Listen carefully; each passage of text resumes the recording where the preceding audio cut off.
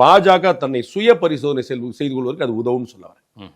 அவங்களுடைய பொசிஷன் என்னன்னு அவங்களுக்கு தெரியும். எல்லா கிரெடிட்டும் ஒரே பக்கம் போகும்போது அண்ணாமலையால் தான் இந்த வெற்றின்னு வந்து நிற்கும்.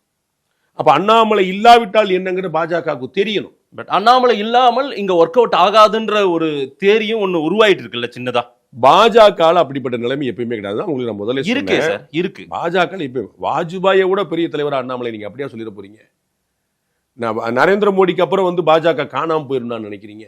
நான் அதுக்கு தான் உங்களுக்கு சொன்னேன். நரேந்திர மோடி போல ஒரு டால் லீடர், வாஜ்பாய் போல ஒரு தாக்கத்தை இங்க அண்ணாமலை ஏற்படுத்தி விட்டு. நோ டவுட்டுங்க. நான் 100 முறை அண்ணாமலைக்காக நான் 100 வீடியோ தனி வீடியோ போட்டிருக்கேன். எங்களுடைய தமிழ்ல 100 200 வந்து அண்ணாமலை மட்டும் தாங்க இருக்கும். அதுல யாருங்க நான் தூக்கி பிடிக்கல, எனக்கு எந்த தயக்கமும் இல்ல.